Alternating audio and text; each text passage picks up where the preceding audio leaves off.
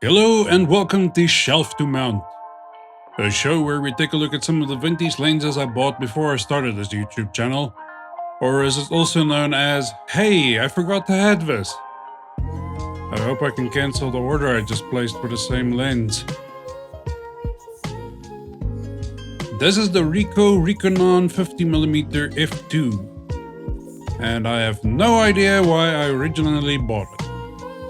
I think I purchased this at the height of my lens addiction, where if I saw a fast vintage lens that was affordable, I jumped faster on it than you could say, wait, don't I have other expenses? There are quite a few versions of the Rikenon 50mm f2 out there. Mine is from 1982.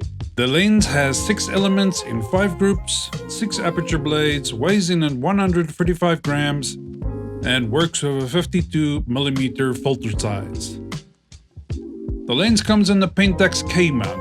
I had the usual problem I experienced with the Pentax mount lenses on the Canon, the lens getting stuck. Fortunately, I was able to remove it, but still, this isn't something I enjoy when it happens. The build quality of the lens is pretty good. The body feels plastic, the focus ring is nice, especially if you have large fingers. My copy's focus is pretty smooth, the aperture ring feels a bit stiff. It's not easy to change when hand holding, but on my adapter it feels pretty good. Still very stiff though. The lens is really lightweight at 145 grams.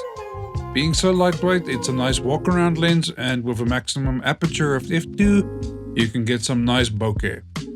And on the subject of bokeh, this is a very interesting lens indeed. Well, for me. When I was using this lens on my Canon 6D, I originally thought it produced regular bokeh in the background.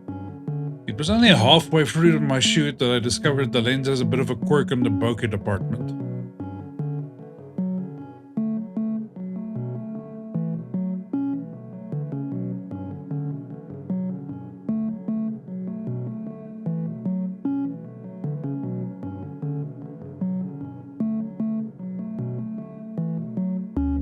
It can make pretty smooth bokeh when the background isn't busy. For example, in this photo of the flower, there aren't any bubbles to be seen. But the moment you have some movement or complex shapes in the background, the bubbles start to appear. Here's a good example of what I'm talking about, where you can see both variations in one photo. The wall giving you nice smooth bokeh, and the other side of the garden being out of focus, giving you bubble bokeh.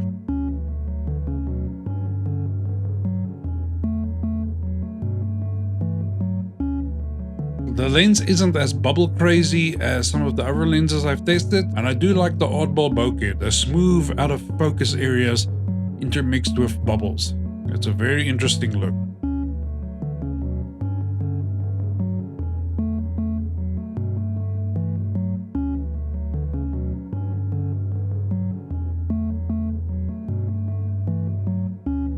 Close focus on the lens is approximately 30 to 40 centimeters, so you won't be doing any macro photography anytime soon, but it does allow you to get some nice close-up photos. I even managed to photograph a bee with this lens. In a stop-down test, wide open, the lens loves to make this weird mix of bokeh with complex items in the background, creating bubbles, and less busy areas, making a pleasing bokeh.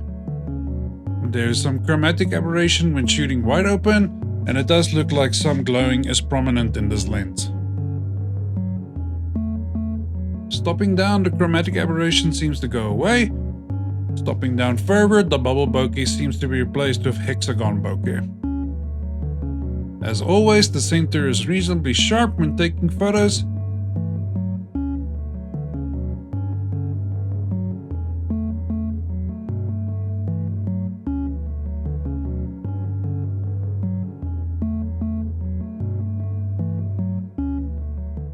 So in the end, was this lens worth it? I'd say yes, it's an interesting lens for sure. The plastic build makes it very lightweight when taking photos.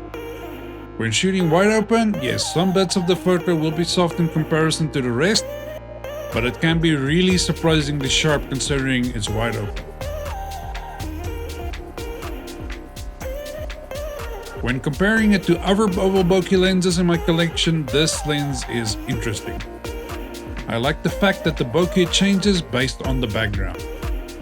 Have a complex background? Boom! Bubble bokeh. Have a simpler, flatter background? Boom! Smooth background bokeh. Have both in the scene? Boom! You get both. So the big question, where does it fit in my collection?